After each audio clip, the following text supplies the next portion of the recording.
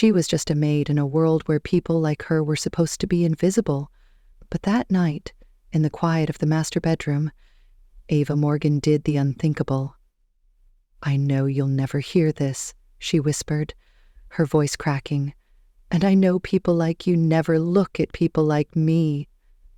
But I love you, Grayson. I have since the day you gave me that book under the tree."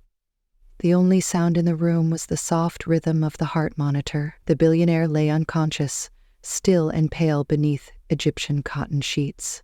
Tubes ran from his arms, monitors blinked steadily. He looked nothing like the man who once walked through the halls of this estate, with his phone in one hand and the world at his feet.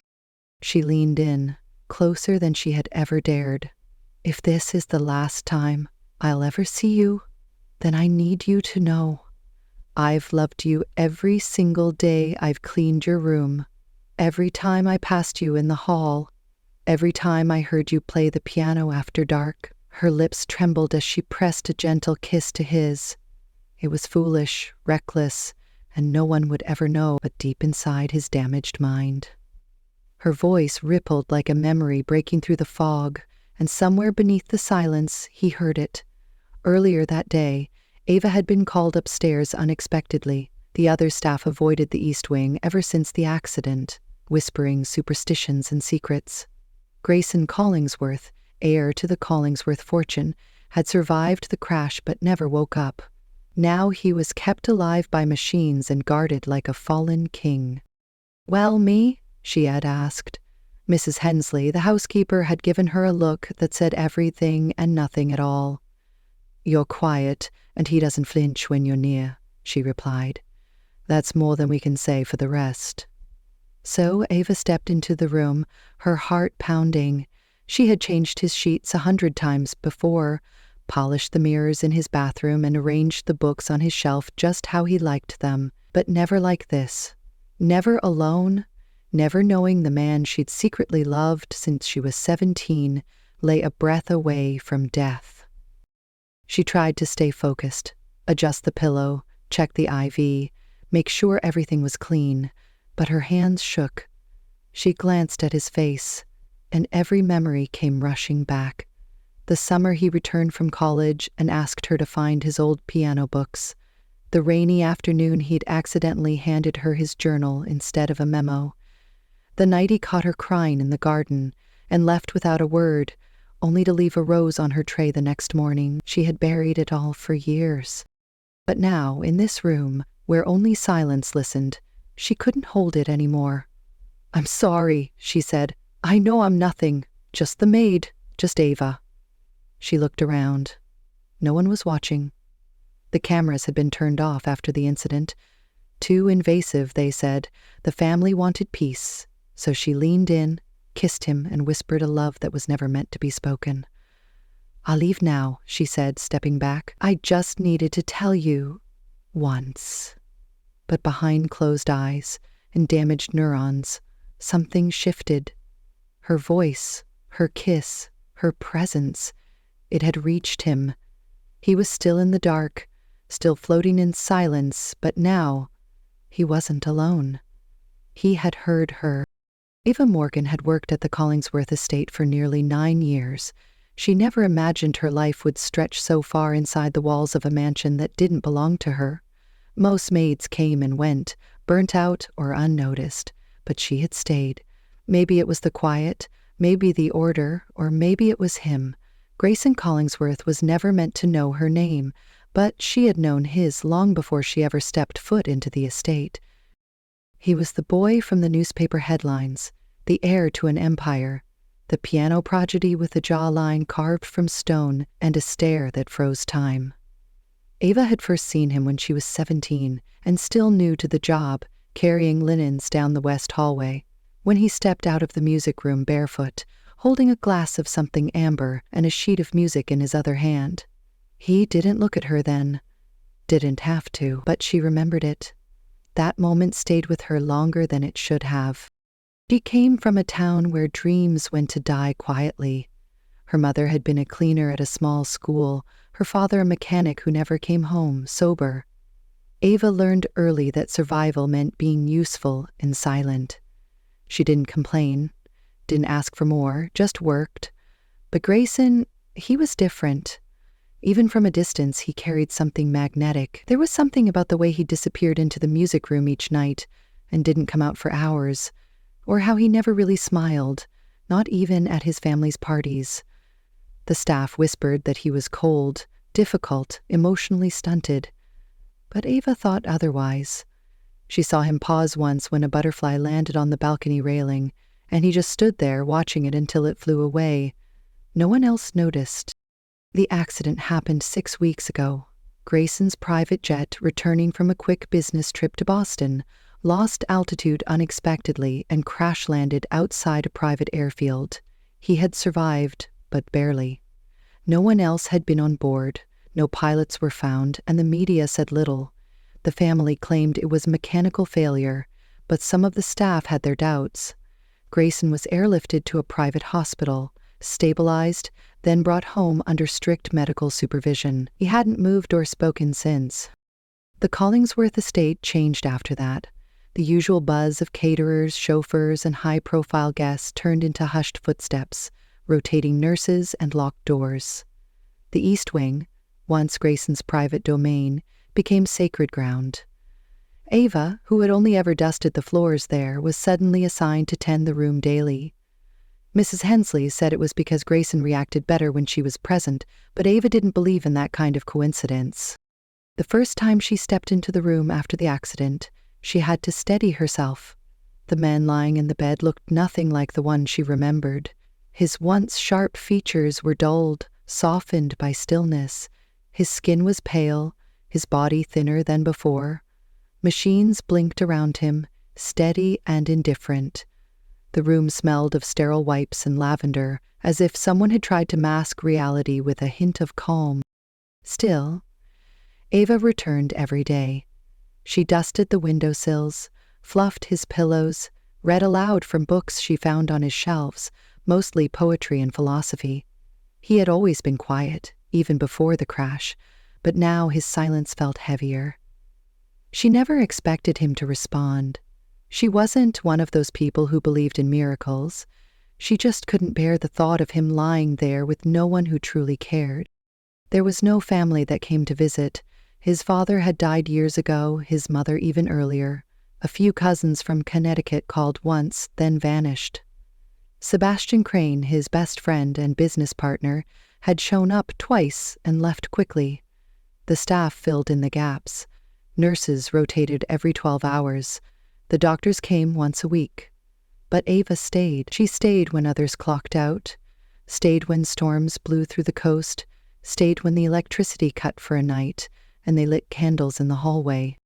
She kept thinking about the locket, the silver one he had given her the summer she graduated high school. It had been nothing back then, just a thank you for helping him find his lost dog. But she had kept it, worn it, touched it in the dark when she thought of him. Sometimes she wondered if he even remembered.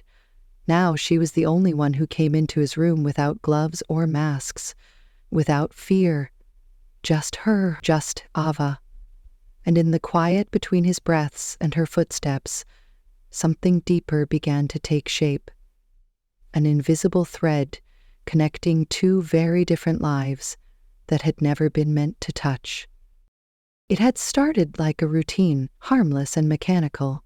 Ava entered the room at 7 in the morning, always before the nurses did, always before anyone else could witness what had slowly become the most sacred hour of her day. She would draw back the curtains, let the light spill over his face, and quietly say, "Good morning, Mr. Collingsworth," even though she never expected a response. Then she'd fix the bedding, wipe down the surfaces, and check the water in the small crystal carafe by his bedside, though he hadn't sipped from it in 6 weeks. At first, it was only work. Then, it became a form of prayer. She began talking to him like he was listening. Not constantly, just little things. She would mention the weather, the news, small updates from the estate. But over time, her words shifted into stories from her life. Memories, confessions. She never planned it that way, but being in his presence felt oddly like being home, even if she never truly had one.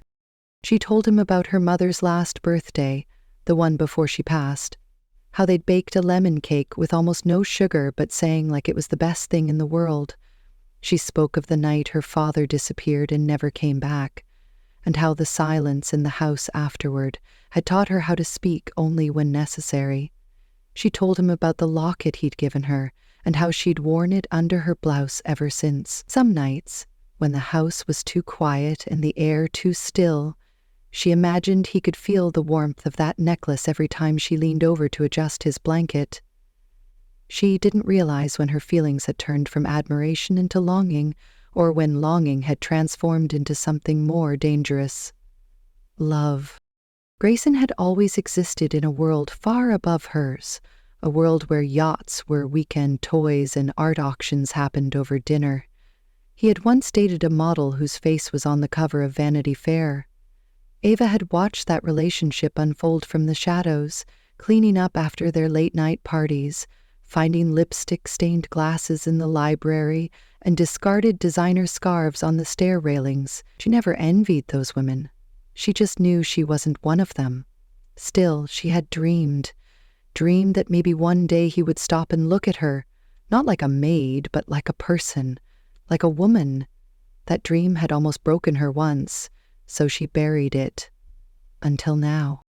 Now, with Grayson lying silently just feet away, unreachable but present, her heart betrayed her daily. She found herself looking at his face longer than necessary, tracing the scar near his temple with her eyes, remembering how she had once seen him trip on the garden stairs and laugh as blood ran down his cheek. She began humming while she worked, lullabies her mother used to sing, and once, without thinking, she took his hand and held it, just for a moment, just long enough to feel his warmth and whisper, "I miss you." The staff started to notice. Mrs. Hensley asked her if everything was all right. One of the younger maids, Elise, giggled and said she had seen Ava talking to him like he was awake. Ava shrugged it off, pretending it didn't matter, but deep down, she knew she was treading dangerous ground. Falling in love with a man who might never wake up was foolish. Letting that love show was worse. Still, she returned to his room every day, drawn by something she couldn't name, something bigger than logic or rules. Then one evening, something changed. The rain had started early, tapping the windows like a soft knock. The power had flickered once, twice, then steadied. Ava was alone with him, just like always. She had brought a book of poetry, Rilke, his favorite, according to a note she'd once seen in his study. She sat beside him, opened the worn pages, and read slowly, letting each word fall gently into the space between them. Her voice trembled on the third stanza, and she paused. "I'm sorry," she whispered. "I don't know why I keep talking like you're here. Maybe because I need you to be." She closed the book and looked at him. His face was still, expressionless, but she imagined a flicker behind those closed lids. She leaned forward, brushing a lock of hair from his forehead. "Everyone's given up on you, you know," she said. "Even Sebastian. He came by, but I think he was more interested in your office than in you." She hesitated, unsure if she should say the next part. I think something's not right, Grayson. The crash, the way they talk about it, it doesn't feel like an accident." Her voice caught in her throat, but she pressed on. "If you can hear me, just give me something, anything." The silence answered. She stood to leave, her heart heavy, but before she reached the door, she heard a sound, a small shift, barely audible.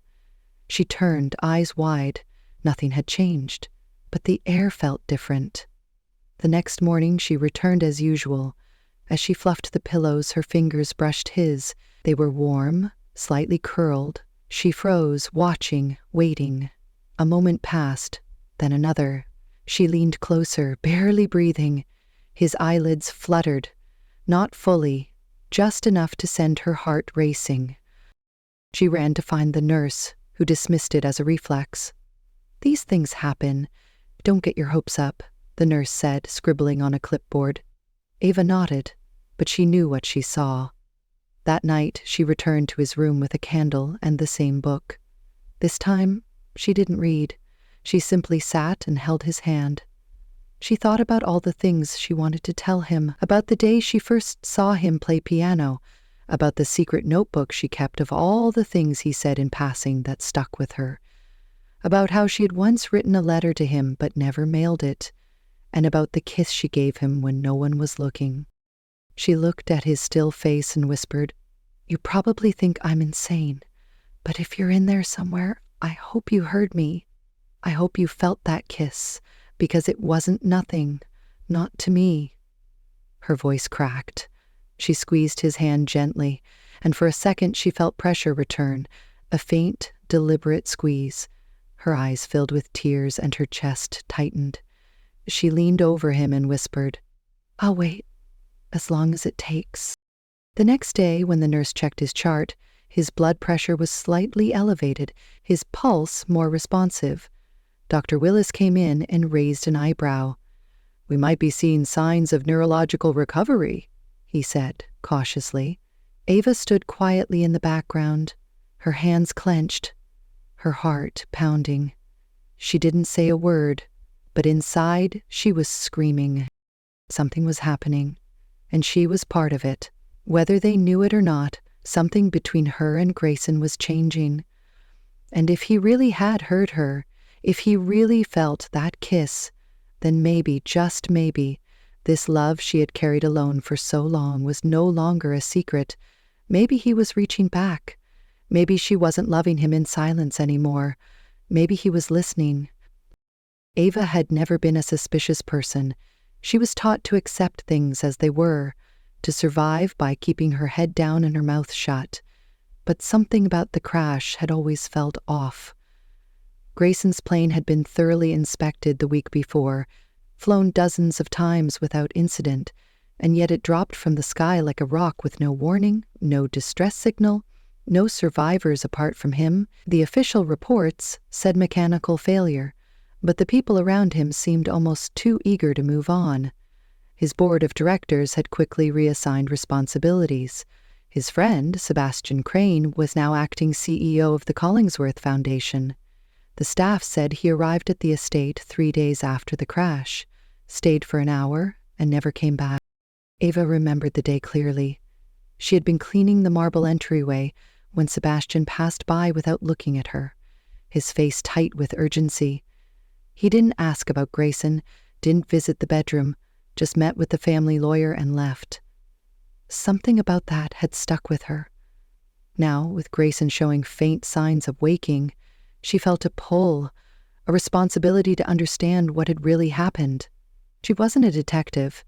She wasn't even supposed to be in that part of the house unsupervised. But she knew the estate inside and out, and she knew where Grayson kept things he didn't want others to see. That evening, when the house was quiet and the nurses had taken their break, she slipped into his private study. It was the first time she had entered since the crash. Dust had gathered on the bookshelves and the air smelled stale, untouched. She went to his desk, opened drawers, checked behind framed photos, and eventually found a small black notebook tucked inside a hollowed-out copy of War and Peace. Inside were scribbled notes, mostly business thoughts and to-do lists. But one page stood out. It was dated a week before the crash. In bold letters, Grayson had written, "If anything happens to me, check the Skymark contract. Trust no one until you do." She didn't know what the Skymark contract was, but she remembered the name. Grayson had mentioned it once, absent-mindedly, while speaking to Sebastian. Something about a potential merger or a buyout. At the time, it sounded like regular business talk. Now, it felt like a breadcrumb left behind for someone, maybe even her, to follow. She snapped a photo of the page with her phone and returned everything as it was. The next day, she searched through the filing cabinets in the East Library. It was a long shot, but Grayson kept older records there. She spent 2 hours going through boxes until she found a folder labeled Skymark Holdings, Confidential. She opened it carefully. Inside were contracts, legal briefs, and a memo dated 2 days before the crash. The memo was from Sebastian. It detailed the final steps for transferring control of Collingsworth Foundation assets into a joint venture under Skymark Holdings. The most disturbing line read, "In the event of incapacitation, the entire stake can be transitioned under emergency authority." It was signed by Grayson, but something about the signature felt wrong. Ava stared at it for several minutes before realizing it didn't match the handwriting in the notebook.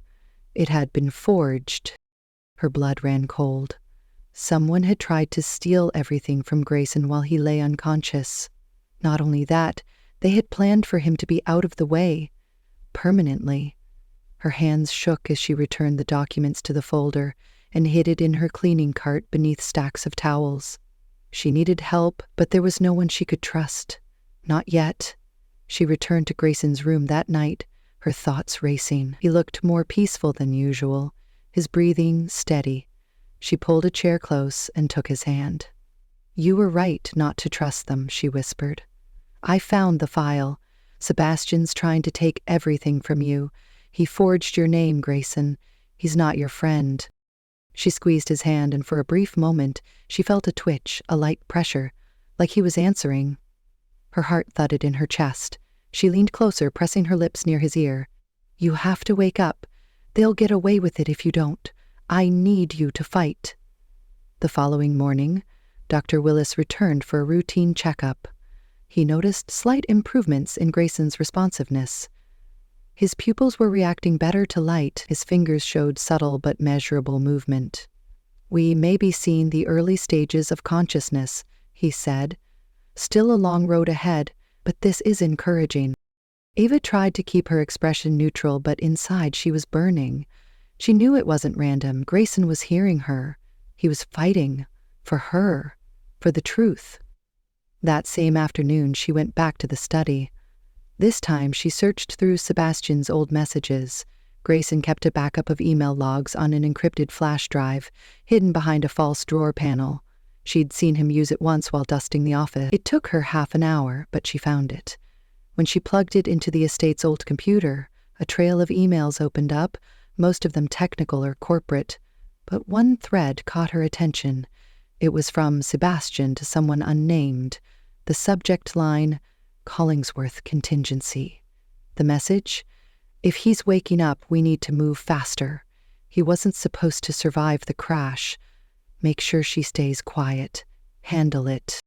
Ava backed away from the screen, her breathing sharp. She had to be her. Sebastian knew she was close to Grayson. He knew she had been in that room every day. And now she was a threat. She quickly removed the drive, erased her traces, and slipped out of the study before anyone saw her. She had no idea who else was involved or how far the danger reached, but she knew this Grayson's life was still at risk, and so was hers. That night, she couldn't sleep. She kept checking the locks on her door. Every creak in the hallway made her jump.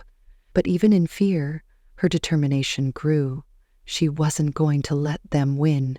Grayson had once unknowingly saved her from drowning in loneliness. Now, it was her turn to save him. The next morning, she dressed earlier than usual.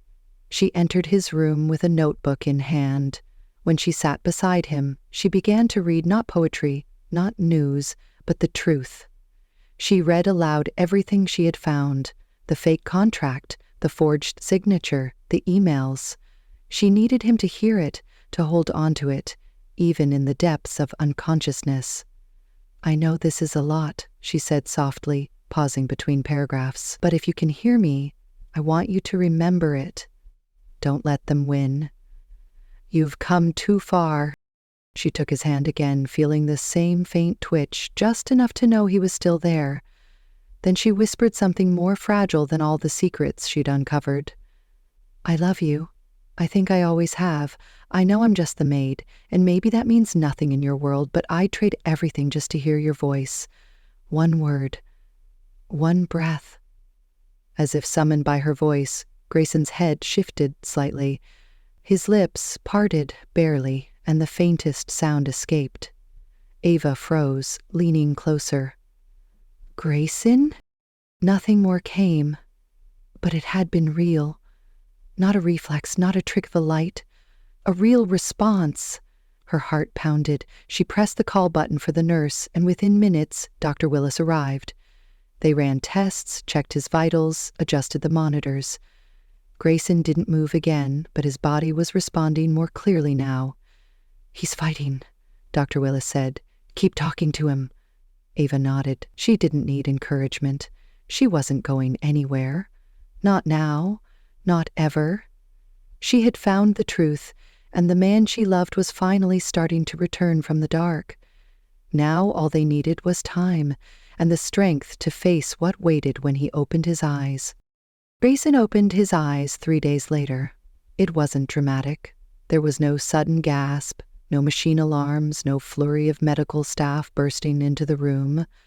It happened just before dawn, when the estate was still asleep, and Ava was sitting quietly by his side, reading from the same poetry book she had read to him for weeks. She didn't notice the slight shift in his breathing at first, or the way his fingers curled slightly around the blanket, but when she looked up, something in the room felt different. The light seemed sharper, the air warmer, and then his eyes were open, dazed, unfocused, blinking slowly like someone seeing daylight after a long time in darkness. Ava froze. Her voice caught in her throat. For a long moment she just stared, afraid that if she moved or spoke it would vanish. Then his gaze flicked toward her, and the world tilted. "Ava," he whispered, his voice barely more than air. Her heart stopped. He knew her name. He had heard her. She rushed forward, taking his hand gently. "I'm here," she said, her voice trembling. "You're awake. You're really awake." He blinked again, his eyes clearing slightly. "I heard you," he said. "Your voice. Every day." A sob broke from her chest as she leaned forward, pressing her forehead to his hand. He was back. Against all odds, he was back. The next few days were a blur of medical evaluations, physical therapy consultations, and cautious optimism. Dr. Willis confirmed the neurological improvements were remarkable. Grayson was weak, but his cognitive functions were intact. He remembered Ava, remembered his name, his family, most of his life. But the crash itself was a fog. Bits and pieces came back in flashes, rain, turbulence, a loud bang, but nothing concrete. Ava stayed close, but she kept her distance when others were around. No one knew about the kiss. No one knew what she had found. She was afraid that the more eyes watched them, the more danger would resurface. Sebastian returned to the estate 2 days after Grayson woke. He arrived with gifts, a warm smile, and practiced concern. Ava watched him carefully as he greeted Grayson, who was sitting up in bed for the first time. Sebastian clasped his friend's hand and said all the right things. "You scared the hell out of us, man. I thought I'd lost you." Grayson nodded weakly, his gaze unreadable. "Good to see you," he said. Ava stood near the window, silent. Sebastian glanced at her once, briefly, then turned back to Grayson. "The board's been on edge," he said casually. "We did what we could, kept things running. I stepped in where I had to. Hope that's okay." Grayson didn't answer right away. His fingers fidgeted with the blanket, and Ava noticed a subtle shift in his tone when he replied, "I'll need a full report soon. There are things I want to review myself." Later that night, Ava returned to Grayson's room after the nurses had left. He looked stronger already. His voice had gained weight, his focus sharper. She handed him the notebook she had been using, the one filled with every discovery, every note, every detail she had uncovered while he was unconscious. He read in silence for nearly half an hour. When he reached the copy of the forged signature, he stared at it for a long time. Then he looked up. "He really did this," he said, more to himself than to her. "He tried to take everything." Ava nodded, her throat tight. "He sent an email, said you weren't supposed to survive, that I should be handled." Grayson's jaw clenched. "You were never supposed to be in danger," he said. "This is my fault?" "No," she said quickly, stepping closer. "None of this is your fault. He saw an opportunity and he took it. But you're back now, and we can stop him." They spent the next day building a plan. Ava contacted a friend of her mother's, a retired investigator named Marcus Hale, who owed her family a favor. Marcus agreed to help discreetly. They shared the documents, the forged contracts, and the email threads. Marcus believed it was enough to bring Sebastian under legal scrutiny, but the key was getting a confession. "He's smart," Marcus warned. "He'll cover his tracks. We need him to say it out loud." That night, Grayson called Sebastian and invited him to a private meeting at the estate. Said he wanted to discuss the transition and thank him personally. Sebastian agreed without hesitation. The room was carefully prepared, cameras hidden in the bookshelves, microphones under the desk. Marcus monitored from the adjacent guest room. Ava stood by the window as Grayson sat in his chair, still weak but upright, wearing a robe over his hospital gown. When Sebastian entered, the atmosphere shifted. "You're looking better," Sebastian said with a grin. "Glad to see you recovering." "Thanks," Grayson replied. "There's a lot I need to catch up on. I figured we could start with Skymark." Sebastian's smile faltered slightly. "Skymark? That's ancient news. We shelved that after the crash." "Funny," Grayson said, "because I found some interesting documents. Ones with my signature. Ones I don't remember signing." The silence in the room was thick. Sebastian's smile vanished completely. "You've been through a trauma, Gray. Maybe your memory isn't perfect right now." Grayson leaned forward slowly. "You tried to kill me, didn't you? Make it look like an accident. Use the contingency clause to take control. Ava found the forged papers and the emails. She knows everything." For the first time, Sebastian's expression cracked. "You're listening to a maid?" he sneered. "You believe her over me?" "She's the only one who stayed," Grayson said quietly. "She's the only one who cared whether I lived or died. And she's the reason I'm alive." Sebastian's face twisted in anger. "You have no proof. It's your word against mine." "Actually," Grayson said, nodding slightly, "it's your word against your own." Marcus stepped into the room with 2 officers behind him. "We have it all on tape," he said. "Every word, every lie." Sebastian lunged, but the officers were faster. They pulled him back, handcuffed him, read him his rights as he shouted, "You'll regret this! You think she loves you? She's nothing, a nobody." Grayson stood with effort and walked toward Ava, whose eyes shimmered with tears. "She's not nothing," he said. "She's everything." As they watched Sebastian being taken away, Grayson turned to her, his hand reaching for hers. "You saved my life," he said. "Not just from him, but for myself. I've been asleep longer than 6 weeks. I just didn't know it." Ava squeezed his hand, speechless. The storm had passed, but its echo still lingered. She had faced down power, deception, and fear, and she had done it for love, for a man she never believed would look at her the way he now did, with reverence, with gratitude, with something she had never seen in his eyes before. Devotion. Grayson pulled her close, and in the silence that followed, he whispered, "You kissed me once when you thought I wouldn't know. But I knew. I felt it, and it brought me back." Ava rested her head against his chest, his heartbeat steady beneath her ear. "You came back to me," she said. "I always would," he replied. The estate felt quieter after Sebastian's arrest, but the silence no longer felt cold. It felt earned. Grayson was recovering faster than anyone expected.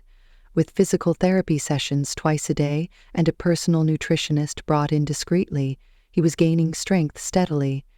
Yet what surprised everyone most wasn't his physical resilience. It was the way he looked at Ava. Gone was the distant, distracted billionaire who floated through his mansion like a shadow. In his place stood a man who watched the maid with the kind of gaze people wrote poems about. Ava tried not to let herself believe it too quickly. She had spent too many years building walls to survive in a world that never saw her. Still, every time he reached for her hand or smiled at something she said, those walls began to crack. One morning, Grayson insisted they go outside. It was his first time leaving the room since the crash. With his steps slow but determined, leaning lightly on a cane, He made it to the back garden where the roses were beginning to bloom. Ava stayed close, guiding him carefully. When they reached the stone bench near the fountain, he lowered himself beside her and sighed. "It smells like when we were kids," he said. "My mother used to sit right there and read the paper while I played piano through the open windows." Ava nodded. "I used to hear it from the laundry hall. You always played the same piece." Grayson turned his head. "Because it reminded me of you?" She stared at him, unsure if she heard correctly, but he smiled, soft and slow. "The first time I really noticed you, you were humming. Huh. You didn't know I was behind the door. I heard you. And after that, I kept playing that melody because it sounded like your voice." Ava looked down at her hands, unsure of how to respond. She wasn't used to being seen like that, not by someone like him. "Grayson," she began, but he reached into his coat pocket and pulled out something small and silver. Her locket, the one he had given her years ago, the one she wore under her uniform every day. "You dropped this a few days ago," he said. "I recognized it. Do you still wear it?" She took it from his palm gently, her fingers brushing his. "Every day," she said, "since the summer you gave it to me. I guess I just needed to hold on to something that felt real." He watched her quietly. "I thought about you more than I should have," he admitted. "Before the crash, during it, after. I don't remember everything, but I remember that feeling, the one I carried with me even in the dark. You were there, Ava. You pulled me back." Her throat tightened. "You shouldn't say things like that. I'm not someone people like you are supposed to." Her voice trailed off. "Supposed to what?" he asked. "Care about? Love?" "Ava, I'm tired of pretending the world makes sense. You were the one person who didn't give up on me. That matters more than all the money and power I've ever had." He reached for her hand again. "But I need to know something. That kiss, that night, did you mean it?" She closed her eyes for a moment. The weight of years pressed against her chest. "I meant it more than anything I've ever done," she said. "I just didn't think you'd ever know." "I did," he said softly, "and I've thought about it every day since." The moment stretched between them, warm and trembling, but just as he leaned forward, footsteps echoed down the path. Marcus appeared, his face tense. "Sorry to interrupt," he said, "but we've got a problem." Back inside the house, Marcus handed Grayson a folder. Inside were surveillance photos, bank records, and a recent communication between Sebastian and an unknown offshore contact. "We thought it ended with the arrest," Marcus said, "but Sebastian had backups. He had accomplices. This contact, whoever they are, wired money to a private security firm 2 nights ago. They've been watching the estate." Grayson's expression darkened. "What do they want?" "To finish what he started," Marcus said. "Or to silence the one person who got too close." His eyes flicked to Ava. Grayson's entire posture changed. "She's not leaving my sight," he said. "Not again." That evening, they moved Ava into the East Wing. Her new room was across from his. It wasn't about luxury, it was about safety. Still, Ava couldn't help but feel like she was stepping into a different life. She lay awake that night, staring at the ceiling, wondering how everything had changed so quickly. She had loved a man who didn't know she existed. Now he was protecting her like she was the only thing that mattered. The next morning, the security detail doubled. Grayson had hired his own private team, people he trusted. Ava didn't ask questions. She just stayed close and followed his lead. But fear lingered. That night, as they sat together in the library, a window shattered. A single gunshot cracked the silence. Grayson pulled her to the ground, shielding her with his body as the guards rushed in. The shooter was gone by the time they searched the grounds, but the message was clear. The threat wasn't over. After the chaos settled, Ava sat beside him on the floor, her body shaking. "This is happening because of me," she said. "If I had just stayed quiet, stayed out of your life." "Don't," he said firmly. "You saved me. You gave me something to come back to. And I'm not losing you now." He lifted her chin gently. I've lived in fear of being alone my whole life, and now that I know what it feels like to have someone who truly sees me, I'm not letting that go." She reached up and touched his face, her fingers brushing the scar near his temple. "You almost died," she whispered. "But I didn't," he said. "Because of you." Their lips met again, this time with no secrets, no hesitation. The kiss was quiet, steady, full of everything they had never said. When they parted, his forehead rested against hers. "Stay," he whispered, "for good." She didn't answer with words. She didn't have to.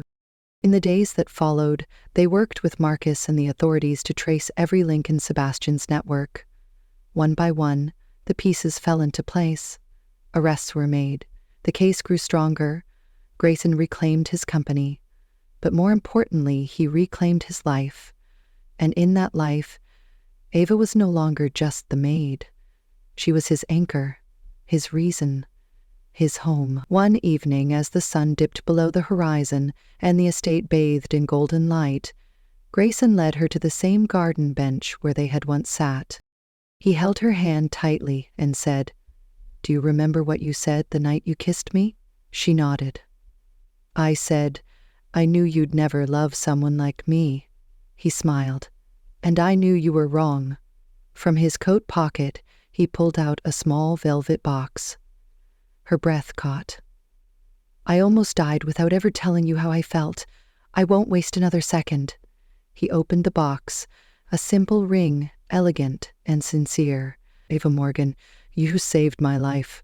Will you share it with me?" Her eyes filled with tears. "Yes," she whispered, 1,000 times yes." As he slid the ring onto her finger, the world faded into light and warmth. They had come through the dark, together, and now, finally, they had found their way home. 3 months later, the Collingsworth estate looked nothing like it had during the long days of silence and secrets. Sunlight filled the halls again, laughter returned to the garden paths, and the shadows that once clung to every corner had been replaced by a quiet sense of peace. The day was bright, the air fresh with the scent of roses and jasmine, as the estate welcomed a new kind of gathering, one that wasn't about business deals or elite dinners. This time, it was a celebration rooted in something much deeper than wealth or legacy. Grayson stood near the center of the courtyard, dressed in a tailored navy suit that matched the depth of his eyes. The cane was gone now. He walked with confidence, healed in more ways than one.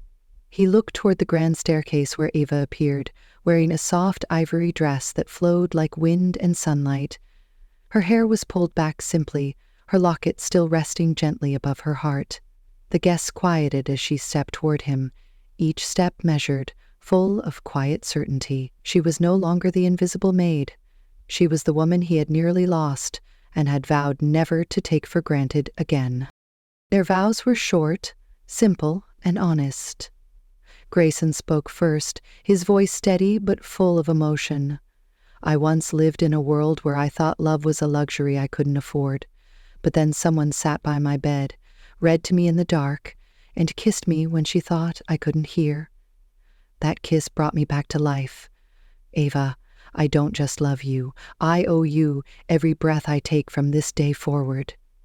Ava took a breath, her fingers wrapped around his. "You were never supposed to see me. And for a long time, I was okay with that.